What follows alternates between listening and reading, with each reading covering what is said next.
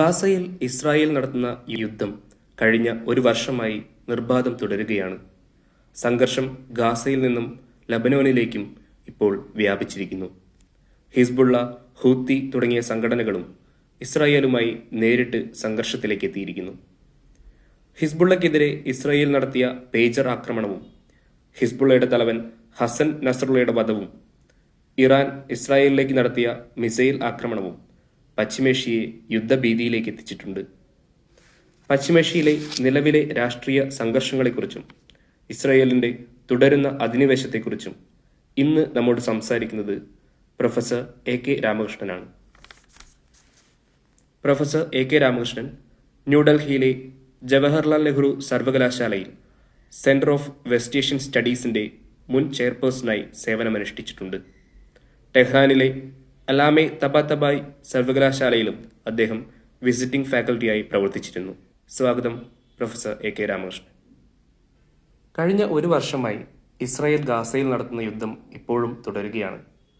40,000-ലധികം ആളുകൾ മരണപ്പെടുകയും വലിയ നാശനഷ്ടങ്ങൾ ഗാസയിൽ ഉണ്ടാവുകയും ചെയ്തു. ജീവിക്കാൻ സാധ്യമല്ലാത്ത ഒരിടമായി ഗാസയെ ഇസ്രായേൽ മാറ്റി. എന്നാലും ഹമാസിനെ പൂർണ്ണമായി ഇല്ലാതാക്കാതെ തങ്ങളുടെ യുദ്ധം അവസാനിപ്പിക്കില്ലെന്നാണ് ഇസ്രായേൽ പ്രസിഡന്റ് ബെഞ്ചമിൻ നെതന്യാഹു ആവർത്തിച്ചു പറയുന്നത്.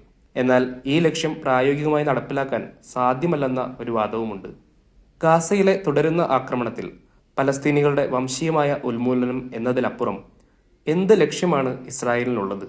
ഗാസയിൽ അവർ നടത്തുന്ന ആക്രമണങ്ങളുടെ അവസാനമായി അവർ കാണുന്നത് എന്തായിരിക്കും? ഇസ്രായേൽ എന്നും ശ്രമിച്ചുകൊണ്ടിരുന്നത് പാലസ്തീൻകാർ ഒരു സ്വതന്ത്ര പരമാധികാര രാഷ്ട്രം സ്ഥാപിക്കുക എന്നതിനെ പൂർണ്ണമായും തടയുക എന്നുള്ള ലക്ഷ്യമാണ് അവർക്കുള്ളത്.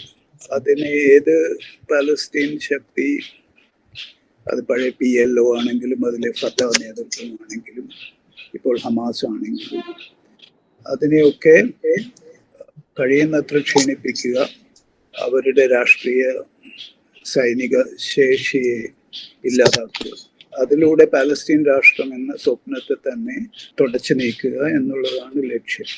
ആ ലക്ഷ്യത്തിന് ഏക വിഘാതം നാം കാണുന്നത് പാലസ്തീൻകാരുടെ രാഷ്ട്രീയ ഇച്ഛാശക്തിയാണ്. അവർ ഏറ്റവും കടുത്ത ഈ അധിനിവേശത്തിന് കീഴിലും ഏറ്റവും കടുത്ത ജനോസൈഡിന്റെ കീഴിലും ഏറ്റവും കടുത്ത സൈനിക പ്രകടനത്തിന്റെ കീഴിലുമൊക്കെ അവർ പൂർണ്ണമായും ഇല്ലാതാക്കാൻ ശ്രമിക്കുന്ന ഒരു സ്ഥിതിവിശേഷത്തിൽ നിന്ന് എപ്പോഴും തിരിച്ചു വന്ന ചരിത്രമാണ് പാലസ്തീനുള്ളത്.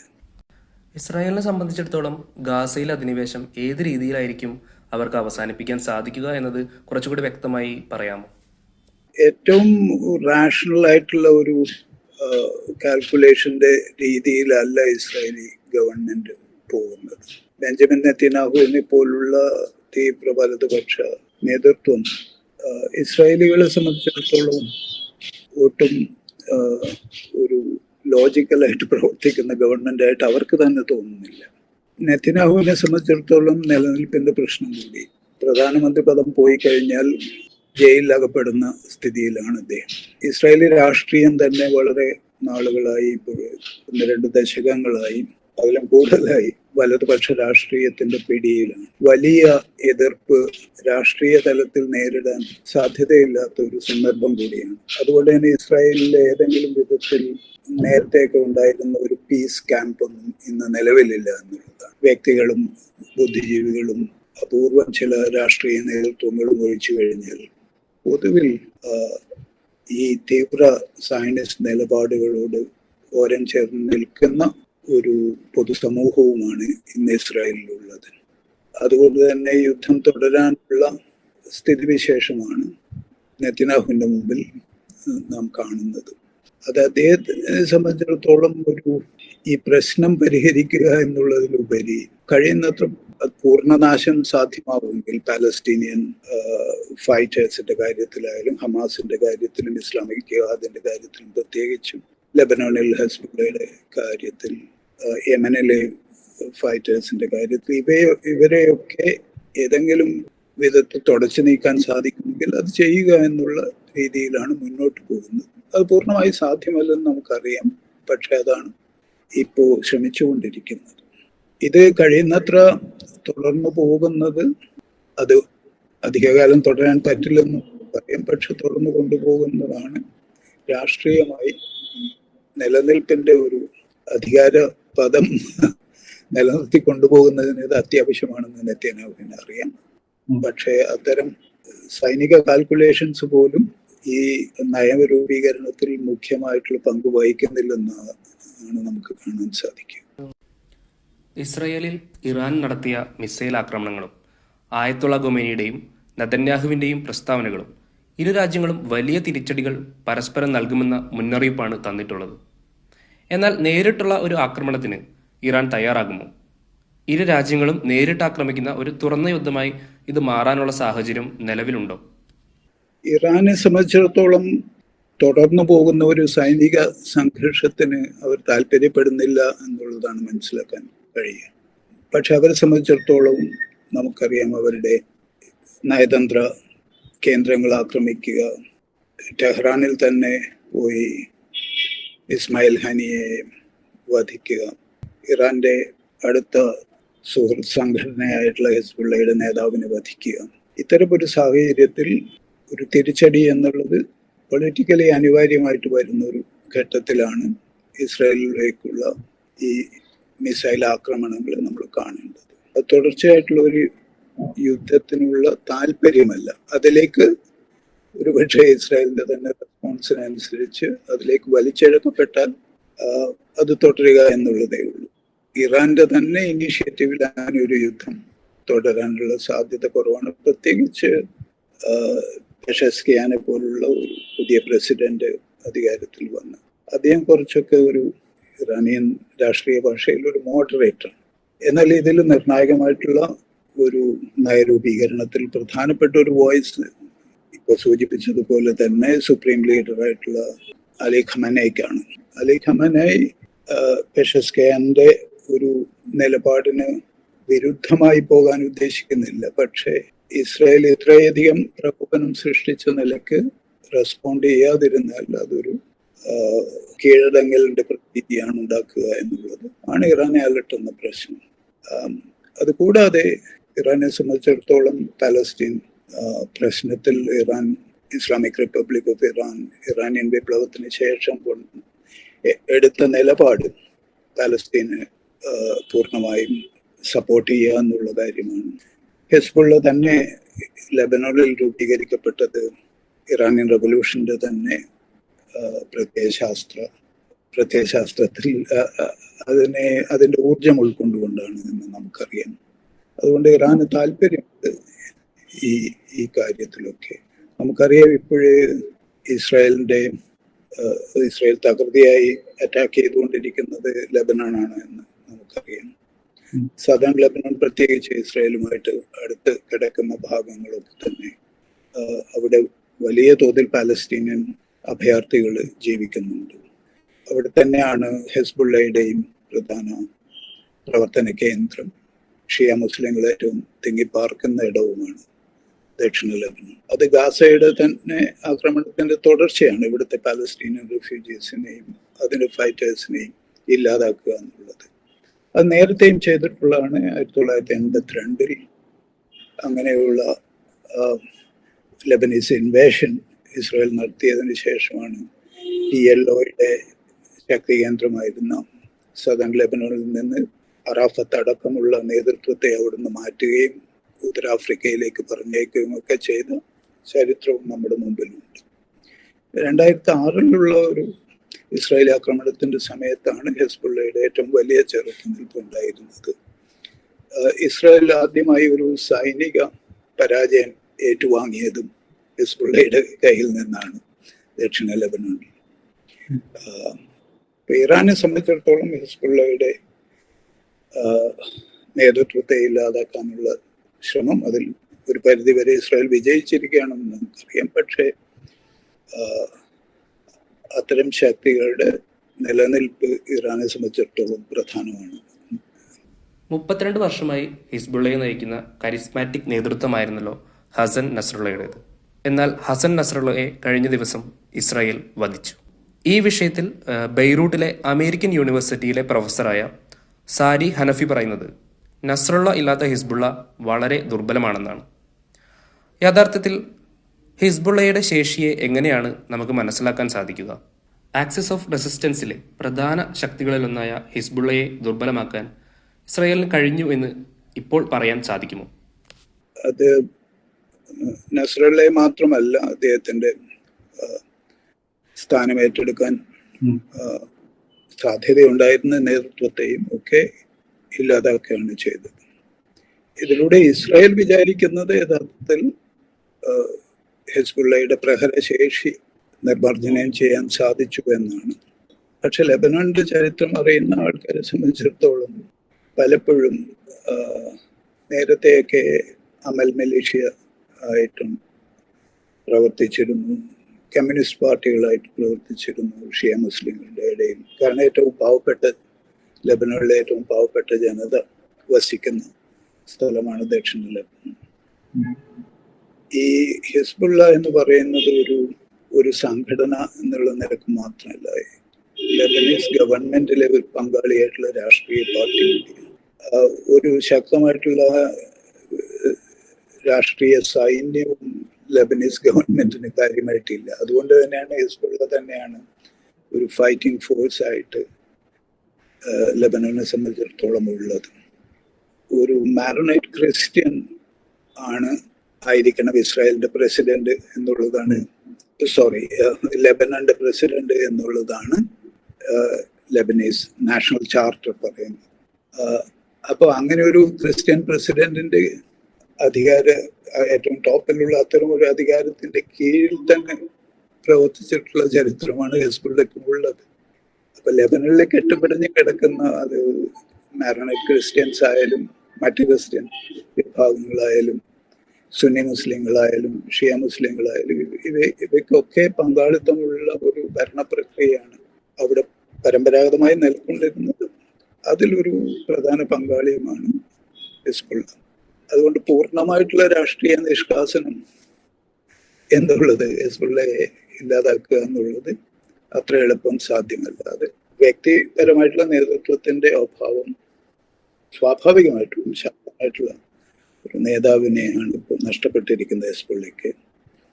പക്ഷെ അതുകൊണ്ട് പൂർണ്ണമായും ആ ഒരു രാഷ്ട്രീയ സംവിധാനം ഇല്ലാതായി എന്ന് പറയാൻ സാധിക്കില്ല. ഇസ്രായേലിനോട് പൊരുതി നിൽക്കാനുള്ള ഹിസ്ബുള്ളയുടെ സൈനിക ശേഷിയെ ഇപ്പോഴത്തെ സാഹചര്യത്തിൽ എങ്ങനെയാണ് വിലയിരുത്താൻ സാധിക്കുക? അതും പൂർണ്ണമായി നശിപ്പിക്കപ്പെട്ടിട്ടുണ്ട് എന്ന് പറയാൻ സാധിക്കില്ല. കാരണം ലെബനന്റെ രാഷ്ട്രീയ പരിസ്ഥിതിയും ഇസ്രായേലുമായിട്ട് നിരന്തരമായിട്ട് ഏറ്റുമുട്ടിക്കൊണ്ടിരുന്ന ചരിത്രവും ഒക്കെ പരിശോധിച്ച് നോക്കിക്കഴിഞ്ഞാൽ സൈനികമായി വ്യക്തി കേന്ദ്രീകൃതമായി മാത്രം പ്രവർത്തിക്കുന്ന ഒരു സംഘടന എന്നുള്ള നിലക്ക് നമുക്ക് ഹിസ്ബുള്ളയെ കാണാൻ സാധിക്കില്ല. അതിന്റെ ഫൈറ്റേഴ്സ് ഉണ്ട്, രാഷ്ട്രീയ പ്രവർത്തകരുണ്ട്. അവർക്ക് എത്ര കണ്ട് ഇച്ഛാശക്തിയോടുകൂടി ഇസ്രായേലി അധിനിവേശത്തെ ചെറുക്കാൻ സാധിക്കും എന്നുള്ളത് ഇപ്പോൾ നിലത്തിറങ്ങി ഫൈറ്റ് ചെയ്യുന്നുമുണ്ട് ഇസ്രായേലി പട്ടാളം. അത് വലിയ തോതിൽ സെറ്റ് ബാക്കുകളും ഉണ്ടായിട്ടുണ്ട് ലെബനോണിൽ നാം ഇപ്പോൾ സംസാരിച്ചുകൊണ്ടിരിക്കുമ്പോൾ തന്നെ. പൂർണ്ണമായിട്ട് വളരെ സ്മൂത്ത് ആയിട്ടുള്ള ഒരു മിലിറ്ററി ഓപ്പറേഷൻ അല്ല ഇസ്രായേലിനെ സംബന്ധിച്ചിടത്തോളം നടക്കുന്നത്. ഇപ്പോൾ 82-ലെയൊക്കെ ലെബനീസ് ഇൻവേഷൻ ഇസ്രായേൽ നടത്തിയ സമയത്തുണ്ടായിരുന്ന പ്രശ്നങ്ങളും അത് ഇസ്രായേലി പട്ടാളത്തിന് തന്നെ ഉണ്ടാക്കിയിട്ടുള്ള പ്രശ്നങ്ങൾ, 2006-ലെ യുദ്ധത്തിൽ ഉണ്ടാക്കിയിട്ടുള്ള പ്രശ്നങ്ങൾ, ഇതൊക്കെ നമ്മൾ പലപ്പോഴും എഴുത്തുകളിലും ലിറ്ററേച്ചറിലും സിനിമകളിലും ഒക്കെ കണ്ടിട്ടുള്ളതാണ്. ഈ പ്രതിസന്ധികൾ ഇതൊരു നേരെ പോയി യുദ്ധം ചെയ്ത് പ്രതിയോഗിയെ ഇല്ലാതാക്കുന്ന ഒരു പ്രശ്നം മാത്രമല്ല, സങ്കീർണമായി ഇത് ഈ സമൂഹങ്ങളെ കാര്യമായി ബാധിക്കുന്ന പ്രശ്നമാണ്. ഇതിൻ്റെയൊക്കെ അടിസ്ഥാനപരമായിട്ടുള്ള രാഷ്ട്രീയ പ്രശ്നം നമ്മൾ സ്വാഭാവികമായിട്ടും ചർച്ച ചെയ്യേണ്ടതായിട്ടുണ്ട്. അത് ഈ അധിനിവേശം എന്നുള്ളത് കോളനി വാഴ്ച തന്നെ ശരിക്കും അത് നടപ്പാക്കാൻ ശ്രമിക്കുന്ന ഒരു ഭരണകൂടമായിട്ട് തന്നെയാണ് ഇപ്പോഴും ഇസ്രായേൽ പ്രവർത്തിക്കുന്നത്. അതുകൊണ്ട് അപകോളനീകരണത്തിന്റെ ഒരു രാഷ്ട്രീയം എന്നുള്ളത് പാലസ്തീൻകാരെ സംബന്ധിച്ചിടത്തോളം വളരെ പ്രധാനമാണ്. അത് പാലസ്തീൻകാർ വെസ്റ്റ് ബാങ്കിലാണെങ്കിലും ഗാസയിലാണെങ്കിലും കിഴക്കൻ ജെറുസലേമിലാണെങ്കിലും ലെബനോണിലാണെങ്കിലും ജോർദാനിലാണെങ്കിലും അവിടെയൊക്കെ അഭയാർത്ഥികളായി ഉണ്ട്. അവരെ സംബന്ധിച്ചിടത്തോളം അവരുടെ നിലനിൽപ്പ് എന്ന് പറയുന്നത് ഈ അധിനിവേശ ശക്തിക്കെതിരെയുള്ള പോരാട്ടത്തിൽ നിന്നാണ്. ആ പോരാട്ടം ഞാൻ ആദ്യം സൂചിപ്പിച്ചതുപോലെ തന്നെ തുടരുന്നില്ലെങ്കിൽ അധിനിവേശത്തിന് സറണ്ടർ ചെയ്യുക എന്നുള്ളതും ഒരു ജനതയും അത് ആഗ്രഹിക്കുന്നില്ല. അതിന് കൊടുക്കേണ്ടി വരുന്ന വില വളരെ വലുതാണ്. നേരത്തെ സൂചിപ്പിച്ചതുപോലെ തന്നെ 45,000-ഓളം അതിലും കൂടുതൽ ആവാം ലഭ്യമായിട്ടുള്ള വിവരം അതാണ്.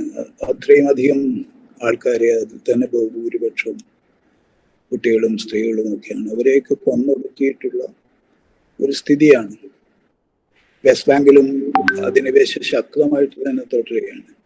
അങ്ങനെയൊക്കെ ഉള്ളപ്പോഴും ഈ ചെറുത്തുനിൽപ്പല്ലാതെ എന്തുണ്ട് എന്നുള്ള ഒരു ചോദ്യം ചോദിക്കുമ്പോഴും പാലസ്തീൻകാരുടെ മുമ്പിൽ വേറെ ഓപ്ഷൻ ഇല്ല എന്നുള്ളതാണ് നമ്മൾ മനസ്സിലാക്കുന്നത്. ഈ ലോകം മുഴുവൻ പാലസ്തീൻ പ്രശ്നം മറക്കാൻ പലപ്പോഴായിട്ട് ശ്രമിച്ചിട്ടുണ്ട്. അത് നിരന്തരം ഓർമ്മപ്പെടുത്തുക പലപ്പോഴും നമ്മൾ കേൾക്കുന്ന കഴിഞ്ഞ ഒക്ടോബർ 7 കണ്ടതുപോലെ ഇടക്കിടക്കുള്ള വലിയ ആക്രമണങ്ങളോ നേരത്തെ ആണെങ്കിൽ വിമാന റാഞ്ചലുകളോ നേരത്തെ ഒളിമ്പിക്സിൽ ഉള്ള ആക്രമണമൊക്കെ നമ്മൾ കണ്ടതാണ്. പലപ്പോഴും പാലസ്തീൻകാർക്ക് ഇത്തരം ഡ്രമാറ്റിക് ആയിട്ടുള്ള ആക്ഷനിലൂടെ ലോകത്തെ ഇങ്ങനെ ഒരു പ്രശ്നം നിലവിലുണ്ട്, നിങ്ങളുടെ രാഷ്ട്രീയ പ്രശ്നം ഇപ്പോഴും പരിഹരിക്കാതെ കിടപ്പുണ്ട് എന്ന് ഓർമ്മപ്പെടുത്തേണ്ടതായിട്ട് വരുന്നുണ്ട്. ഒരു തരം സെലക്റ്റീവ് അംനേഷ്യ ഈ ലോകത്തെ ബാധിക്കുന്നുണ്ട് എന്നുള്ളത് നമുക്കറിയാം. പാലസ്തീനെ സംബന്ധിച്ചിടത്തോളം ഒരു വിധത്തിൽ അതിന്റെ ഗ്രാഫ് താഴോട്ട് വരുന്നത് നമുക്ക് കാണാൻ സാധിക്കും. എന്നാൽ ഇസ്രായേലിന്റെ അധിനിവേശ പ്രവർത്തനങ്ങൾ, വംശഹത്യ തകൃതിയായി നടന്നുകൊണ്ടിരിക്കും. നമ്മളിപ്പോ ഇന്നലെ വീണ്ടും ഗാസയിൽ 24ഓളം സ്കൂൾ കുട്ടികളെ ബോംബാക്രമണത്തിൽ കൊല്ലുകയുണ്ടായി. അത് നടന്നുകൊണ്ടിരിക്കുകയാണ് എന്നുള്ളതാണ് യാഥാർത്ഥ്യം. ലബനനെ സംബന്ധിച്ചിടത്തോളവും ഒരു സ്വതന്ത്ര രാഷ്ട്രമായിട്ട് മറ്റ് ഇസ്രായേൽ പോലുള്ള രാഷ്ട്രങ്ങളുടെ അധിനിവേശം ഇല്ലാതെ കഴിയാനുള്ള ഒരു സാഹചര്യം സൃഷ്ടിക്കപ്പെടുന്നില്ല എന്നുള്ളതാണ് അവരെ സംബന്ധിച്ചിടത്തോളം പ്രധാനമായിട്ടുള്ളത്. അതുകൊണ്ട് തന്നെ ഈ അധിനിവേശത്തിനെതിരെയുള്ള ഒരു രാഷ്ട്രീയം അത് പലപ്പോഴും ലോകം ആഗ്രഹിക്കുന്ന വിധത്തിലുള്ള സമരങ്ങളായിക്കൊള്ളണമെന്നില്ല. അവർക്ക് ലഭ്യമായിട്ടുള്ള സമര രീതികൾ അവരുടെ സാഹചര്യത്തിനനുസരിച്ച് അവർ രൂപപ്പെടുത്തുന്നതാണ്. അതിലവർ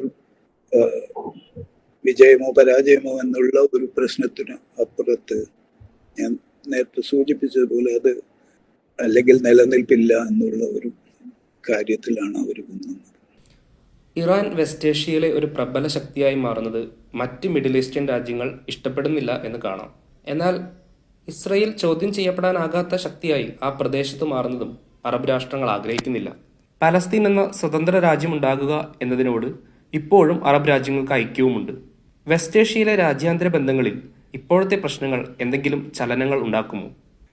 പ്രധാനപ്പെട്ട ഒരു ചോദ്യമാണ് അത്. ഒരു കാര്യം, ഈ അറബ് രാഷ്ട്രങ്ങൾ ഇസ്രായേലിന്റെ നെയ്ബേഴ്സ് ആണെങ്കിലും കുറച്ച് ദൂരമുള്ള രാഷ്ട്രങ്ങളാണെങ്കിലും അറബ് രാഷ്ട്രങ്ങൾ പൊതുവിൽ നേരത്തെയൊക്കെ പാലസ്തീൻ പ്രശ്നം അറബ് ലീഗിന്റെ കീഴിലാണ് ചർച്ച ചെയ്തിരുന്നത് 60 വരെ. 64 PLO ഫോം ചെയ്യുമ്പോൾ തന്നെ അതും അറബ് ലീഗിന്റെ ഒരു സബ്സിഡിയറി എന്നുള്ള നിലക്കാണ് രൂപീകരിക്കപ്പെട്ടത്.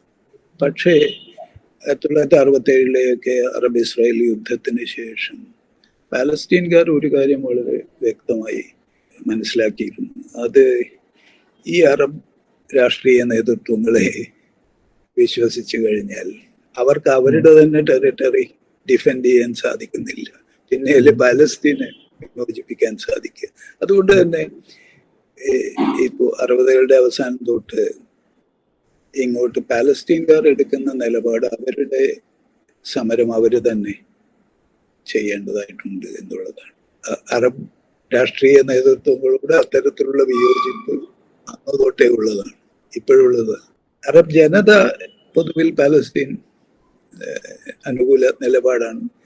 പല രാഷ്ട്രീയ നേതൃത്വങ്ങളും പാലസ്തീൻ അനുകൂല നിലപാട് പ്രഖ്യാപിക്കും. പക്ഷേ ഇപ്പോ സൗദി അറേബ്യ പോലുള്ള രാജഭരണങ്ങളാണെങ്കിൽ വളരെ കൺസർവേറ്റീവ് ആയിട്ടുള്ള മറ്റ് ഇപ്പൊ മൊറോക്കോയോ അല്ലെങ്കിൽ ജോർഡാനോ അതുപോലുള്ള രാജഭരണങ്ങളാണെങ്കിൽ അവയ്ക്കൊക്കെ ഈ പാലസ്തീൻകാർ രാഷ്ട്രീയമായി ഒരുപാട് കാലത്തെ പരിചയമുള്ള വളരെ വ്യത്യസ്തമായ പ്രത്യയശാസ്ത്രങ്ങൾ ഏറ്റുമുട്ടിയിട്ടുള്ള ഒരു വലിയ രാഷ്ട്രീയ ചരിത്രമുള്ള ജനത വിഭാവനം ചെയ്യുന്ന ഒരു രാഷ്ട്രം യഥാർത്ഥത്തിൽ ഈ യാഥാസ്ഥിതിക ഭരണകൂടങ്ങൾക്ക് എപ്പോഴും സ്വീകാര്യമായിട്ടുള്ള ഒന്നല്ല.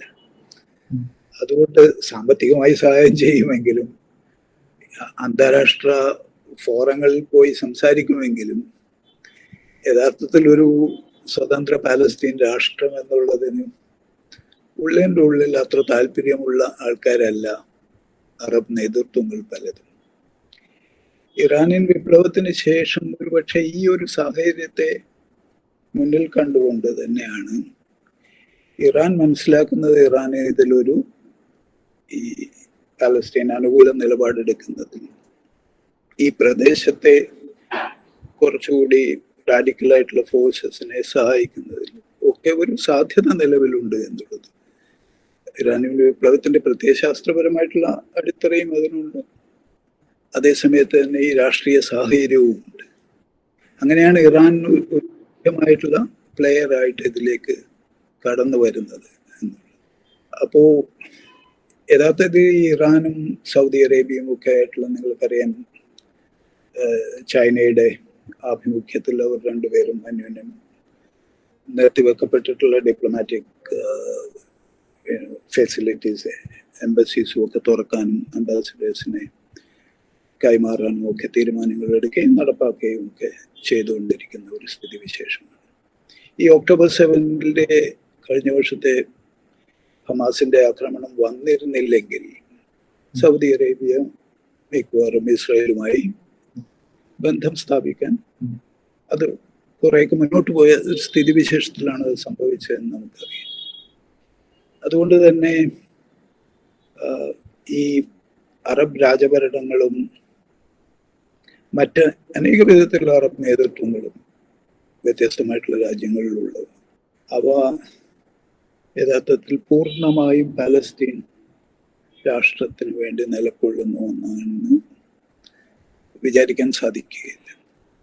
ആ ഒരു സാഹചര്യം നിലവിലുണ്ട്. അത് അറബ് ജനതയ്ക്കും അറിയാവുന്നതാണ്, ഇറാനിയൻ ജനതയ്ക്കും അറിയാവുന്നതാണ്. അപ്പോൾ ആ ഒരു സാഹചര്യം ഇറാനെ സംബന്ധിച്ചിടത്തോളം മുഖ്യമായിട്ടുള്ള ഒരു പങ്ക് വഹിക്കുന്നതിനുള്ള അവസരം സൃഷ്ടിക്കുന്നു എന്നുള്ളത്. ഏതെങ്കിലും അറബ് രാഷ്ട്രങ്ങൾക്ക് ഒരു നയതന്ത്ര ചർച്ചയിലൂടെ ഒരു വെടിനിർത്തൽ കൊണ്ടുവരാനുള്ള സാധ്യത ഇപ്പോഴുണ്ടോ? ഈജിപ്തിനും സൗദി അറേബ്യക്കും ഒക്കെയാണ് അതിന് സാധിക്കുക. പക്ഷെ അവർ മാത്രം വിചാരിച്ചാൽ ഇതിൽ മുഖ്യമായിട്ടുള്ള കാര്യം ഇസ്രായേൽ അതിൻ്റെ ആക്രമണം നിർത്തുക എന്നുള്ളതാണ് പെട്ടെന്നുള്ള ആവശ്യം. അതിന് സമ്മർദ്ദം ചെലുത്താനുള്ള സാഹചര്യമല്ല ഈജിപ്തിനെ സംബന്ധിച്ചിടത്തോളം സൗദി അറേബ്യയെ സംബന്ധിച്ചിടത്തോളം ഉള്ളത്. നമുക്കറിയാം ഈജിപ്തിൻ നാസറിന്റെ ഒക്കെ കാലത്ത് ഉണ്ടായിരുന്ന നിലപാടുകളിൽ നിന്നൊക്കെ വളരെ വ്യത്യാസപ്പെട്ട് 1978 ക്യാമ്പ് ഡേവിഡ് അഗ്രിമെന്റും 1979 ഈജിപ്ഷ്യൻ ഇസ്രായേലി പീസ് ട്രീറ്റിയും ഒക്കെ സൈൻ ചെയ്തതിന് ശേഷം പിന്നീട് നിങ്ങൾക്കറിയാം UAEയും ബഹ്റൈനും ഒക്കെ എബ്രഹാം അക്കോർഡ്സ് എന്ന് പറയുന്നു ഇസ്രായേലുമായിട്ട് നേരിട്ട് ഡിപ്ലോമാറ്റിക് റിലേഷൻഷിപ്പിൽ ഏർപ്പെടുകയും അന്യോന്യം എഗ്രിമെന്റുകളിൽ എത്തുകയും ഒക്കെ ചെയ്യുന്നു. ജോർദാൻ നേരത്തെ അത് ചെയ്തിട്ടുണ്ട്. അപ്പോൾ പലപ്പോഴും ഇത്തരം രാജ്യങ്ങളെ ഇസ്രായേൽ ന്യൂട്രലൈസ് ചെയ്യുകയാണ് ചെയ്തിട്ടുള്ളത്. ഈജിപ്ത് ശക്തമായിട്ടുള്ള ഒരു അറബ് രാജ്യമാണ്. അതിനെയും ഈ ട്രീറ്റിയിലൂടെ ന്യൂട്രലൈസ് ചെയ്തിട്ടുള്ള ഒരു രീതിയാണ്. അതുകൊണ്ട് തന്നെ ഈജിപ്ത് ഇപ്പോഴും ഗാസയിൽ ഇത്രയും പ്രശ്നങ്ങൾ നടക്കുമ്പോൾ ശ്രദ്ധിക്കുന്നത് അതിന്റെ ബോർഡർ സംരക്ഷിക്കുക, ഈ പ്രശ്നം കൂടുതൽ ഈജിപ്തിലേക്ക് വ്യാപിക്കാതെ ഇരിക്കുക. അത്തരം നെഗോഷിയേഷൻസ് പലതും നടത്തുന്നു, കൈറോയിലും ഒക്കെ ഫെസിലിറ്റി ഉണ്ടാക്കുന്നു എന്നുള്ളത് ഒഴിച്ചു കഴിഞ്ഞാൽ മറ്റ് കാര്യമായിട്ടുള്ള ഇനീഷ്യേറ്റീവ് നടത്താനുള്ള ശേഷി ഇല്ല എന്ന് നമുക്ക് കാണാൻ സാധിക്കും. അതൊരു വലിയ പ്രശ്നം തന്നെയാണ്. പ്രധാനപ്പെട്ട ഒരു പ്ലെയർ ആയിട്ടുള്ളത് യുണൈറ്റഡ് സ്റ്റേറ്റ്സ് ആണെന്ന് നമുക്കറിയാം. അതിന് രാഷ്ട്രീയമായിട്ടുള്ള ഒരു വില്ലിങ്നെസ് ഇല്ല ഇസ്രായേലിനെ ഏതെങ്കിലും വിധത്തിൽ കൺട്രോൾ ചെയ്യാൻ വേണ്ടിയിട്ട്. നേരെ മറിച്ച് സൈനികമായി സഹായിച്ചുകൊണ്ട് ഈ ജനസൈഡിന്റെ കൂടെ നിൽക്കുകയാണ് ചെയ്യുന്നത് എന്ന് നമുക്കറിയാം. അത് വളരെ കാലമായി ഇസ്രായേലിന്റെ സ്ഥാപനത്തിന് ശേഷം അന്ന് തൊട്ട് ഇന്ന് വരെ തുടരുന്ന ഒരു നയവുമാണ്. പക്ഷെ അത് ശക്തമായിട്ട് ബൈഡന്റെ ഒക്കെ ആഭിമുഖ്യത്തിൽ ശക്തമായി നടക്കുന്നു എന്നുള്ളതാണ്. അമേരിക്കൻ ഇലക്ഷന്റെ കൂടി സമയമായതുകൊണ്ട് ഇത് ഇസ്രായേലിന് അതിപ്പോ തുടരുന്ന വിധത്തിലുള്ള നയങ്ങൾ തുടരാനുള്ള നല്ല സാഹചര്യവുമുണ്ട്. വലിയ തോതിലുള്ള സമ്മർദ്ദം ഉണ്ടാവില്ല എന്നുള്ളത്. അമേരിക്ക ശക്തമായ പിന്തുണ ഈ വിഷയത്തിൽ ഇസ്രായേലിന് നൽകുന്നുണ്ട്. ഇറാൻ നടത്തിയത് അതീവ പ്രാധാന്യമുള്ള ഒരു ആക്രമണമാണെന്നും ആക്രമണത്തിന് ഗുരുതരമായ പ്രത്യാഘാതങ്ങൾ ഉണ്ടാകുമെന്നും അതിനായി ഞങ്ങൾ ഇസ്രായേലുമായി സഹകരിച്ച് പ്രവർത്തിക്കുമെന്നും അമേരിക്കൻ ദേശീയ സുരക്ഷാ ഉപദേഷ്ടാവ് കഴിഞ്ഞ ദിവസം പറയുകയുണ്ടായി. അമേരിക്കയുടെ ഈ സംഭവവികാസങ്ങളിലെ പങ്ക് എന്താണ്? ഒരു തുറന്ന യുദ്ധം അമേരിക്ക ആഗ്രഹിക്കുന്നുണ്ടോ? അമേരിക്കയെയും ഇറാനെയും യുദ്ധമുഖത്തേക്ക് കൊണ്ടുവരിക എന്നത് ഇസ്രായേലിന്റെ മാത്രം പദ്ധതിയാണെന്നുള്ള വാദങ്ങളുമുണ്ടല്ലോ. എന്ത് റോളാണ് യഥാർത്ഥത്തിൽ അമേരിക്ക ഇവിടെ നിർവഹിക്കുന്നത്? അമേരിക്കൻ സൈനിക സഹായം നമുക്കറിയാം. അമേരിക്കയുടെ സൈനിക സഹായം ലഭിക്കുന്ന ഏറ്റവും പ്രധാനപ്പെട്ട രാഷ്ട്രം ഇസ്രായേലാണ്. നേരത്തേക്ക് അത് കഴിഞ്ഞാൽ ഈജിപ്റ്റ് ആയിരുന്നു, ഇസ്രായേലാണ് ഏറ്റവും പ്രമുഖം. അത് ആ സഹായം 10 മടങ്ങ് വർദ്ധിക്കുകയാണ് ഈ യുദ്ധത്തിന്റെ സമയത്ത് ചെയ്തത്, ആയുധങ്ങളുടെ രൂപത്തിലും മറ്റു വിധത്തിലും. അതുകൊണ്ട് അതിനെന്തെങ്കിലും വിധത്തിൽ കുറവുണ്ടാകും എന്ന് നമ്മൾ ഇമ്മീഡിയറ്റ് ആയിട്ട് പ്രതീക്ഷിക്കേണ്ടതേയില്ല. അമേരിക്കയും ഇറാനും തമ്മിലുള്ള ഒരു ഏറ്റുമുട്ടലിലേക്ക് കൊണ്ടുവരാൻ ഇസ്രായേലിന് താല്പര്യമുണ്ട്. അത് നേരത്തെയും ശ്രമിച്ചിട്ടുള്ളതാണ്. ഈ Iran nuclear deal JCPOA sign ചെയ്യുന്ന സമയത്തും അത് സൈൻ ചെയ്യുന്നത് ഇല്ലാതാക്കാൻ വേണ്ടി പ്രകോപനപരമായിട്ടുള്ള നിലപാടെടുക്കുകയും അമേരിക്കയും ഇറാനും തമ്മിൽ പ്രശ്നമുണ്ടാക്കാൻ വേണ്ടി മാക്സിമം ശ്രമിച്ചിരുന്നു. എങ്കിലും അന്ന് ന്യൂക്ലിയർ ഡീൽ ഒപ്പിടുകയാണ് ചെയ്തത്. ട്രംപ് അധികാരത്തിൽ വന്നതിന് ശേഷം അതിൽ നിന്ന് പിന്മാറുകയാണ് ഉണ്ടായത്.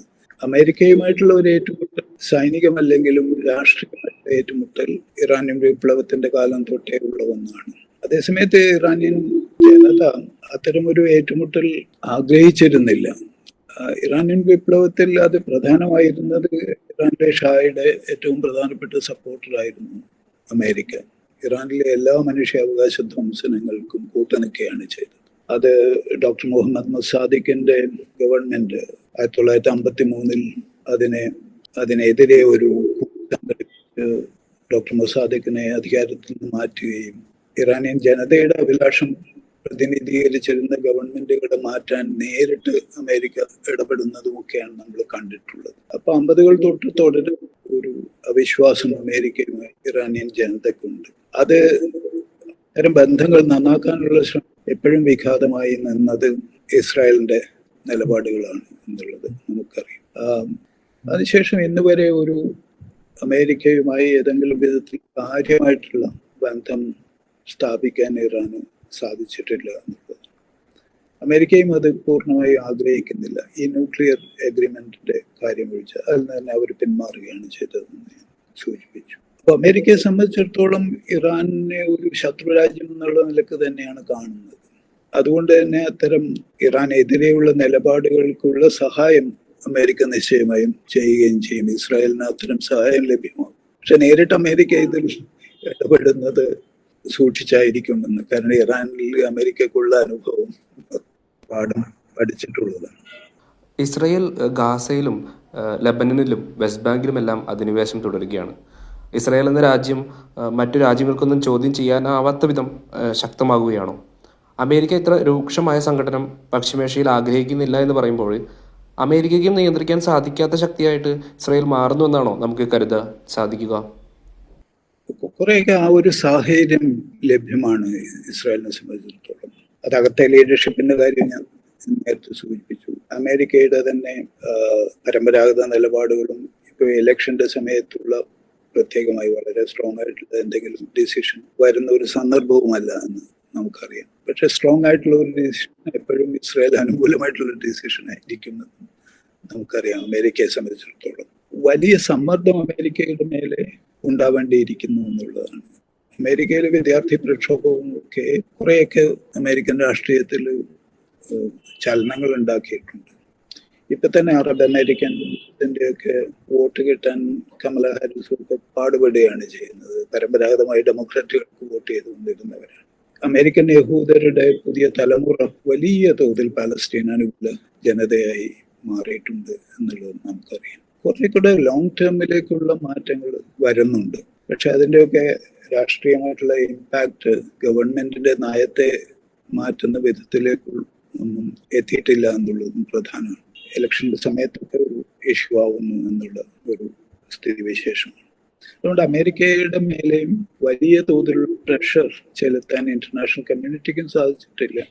അതുകൊണ്ട് ഇസ്രായേൽ നിർബാധം അതിന്റെ അധിനിവേശവും ഈ വംശഹത്യയും തുടരാനുള്ള സാഹചര്യം ഇസ്രായേലിന് ലഭ്യമാണ് എന്നുള്ളതാണ് യാഥാർത്ഥ്യം. ഒരുപക്ഷെ നാം ജീവിക്കുന്ന ഈ ലോകത്ത് ഇത്തരം 21ാം നൂറ്റാണ്ടിൽ നാം പ്രതീക്ഷിക്കാത്ത അത്തരം വിധത്തിലുള്ള ഏറ്റവും ഹീനമായിട്ടുള്ള കഠിനമായിട്ടുള്ള വംശഹത്യ നടക്കുമ്പോൾ ലോകത്തിന് അതിനെ നോക്കി നിൽക്കേണ്ടി വരുന്നു എന്നുള്ള വളരെ ദയനീയമായിട്ടുള്ള ലോകരാഷ്ട്രീയ സാഹചര്യമാണ് നമ്മുടെ മുമ്പിലുള്ളത്. ഒരുപക്ഷെ ഇപ്പോ കോളനിവൽക്കരണത്തിനൊക്കെ വിധേയമായിട്ടുള്ള രാജ്യങ്ങൾ, ഈ ഗ്ലോബൽ സൗത്ത് പൊതുവിൽ, അവയിൽ ഇപ്പൊ ഇന്ത്യ പോലുള്ള രാജ്യങ്ങളുടെ കാര്യം ഒഴിച്ചു കഴിഞ്ഞാൽ ബാക്കിയെല്ലാം ഒറ്റക്കെട്ടായി തന്നെ പാലസ്തീൻ അനുകൂലമായിട്ട് നിലകൊള്ളുന്നുണ്ട്.